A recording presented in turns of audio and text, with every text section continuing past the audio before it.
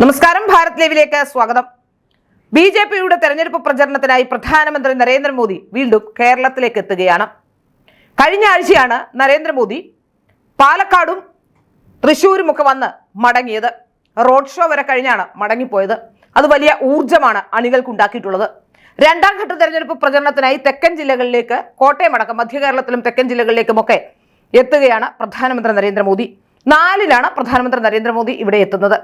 പ്രധാനമന്ത്രി നരേന്ദ്രമോദി കേരളത്തിലേക്ക് എത്തുമ്പോൾ പാലായിലേക്ക് എത്തും എന്ന തരത്തിൽ വാർത്തകൾ ഉണ്ടായിരുന്നു.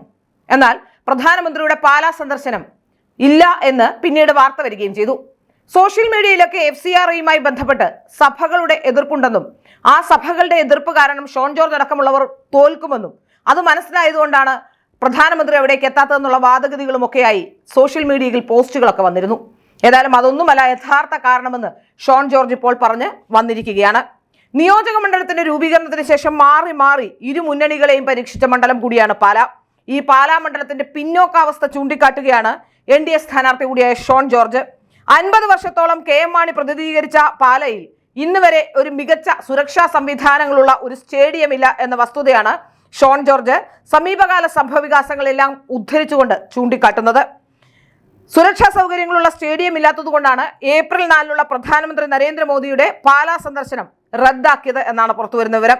ഇത് കേവലം ഒരു സുരക്ഷാ പ്രശ്നം മാത്രമല്ല, മൈതാനങ്ങൾ ഒരു നാടിന്റെ സാംസ്കാരിക നിലവാരത്തിന്റെ അല്ലെങ്കിൽ കലാകായിക രംഗത്തെ മികവാണ് എടുത്തു കാട്ടുന്നത്. അതിന്റെ അളവുകോൽ കൂടിയാണെന്നും ഷോൺ ജോർജ് വ്യക്തമാക്കുന്നു. ഷോൺ ജോർജ് പാലയിലെ വോട്ടർമാരെ ഓർമ്മിപ്പിക്കുന്നതും ഇതുതന്നെയാണ്. തന്നെ ജയിപ്പിക്കുകയാണെങ്കിൽ എല്ലാ സൗകര്യങ്ങളുമുള്ള വളരെയധികം സൗകര്യങ്ങളോടുകൂടിയ മികച്ച ഒരു സ്റ്റേഡിയം നിർമ്മിക്കാൻ താൻ മുൻകൈ എടുക്കും എന്നാണ് ഷോൺ ജോർജ് പറയുന്നത്. ഏപ്രിൽ 4-ന് പ്രധാനമന്ത്രി വീണ്ടും കേരളത്തിലേക്ക് വരുമ്പോൾ തിരുവനന്തപുരത്ത് റോഡ് ഷോയിലും തിരുവല്ലയിൽ പൊതുപരിപാടികളിലും പങ്കെടുക്കും. തിരുവല്ല, ആറന്മുള, ചെങ്ങന്നൂർ അടക്കം സമീപത്തെ 10 പ്രധാന നിയമസഭാ മണ്ഡലങ്ങളിൽ നിന്നുള്ള പ്രവർത്തകർ തിരുവല്ലയിലെ പൊതുപരിപാടിയിൽ പങ്കെടുക്കും.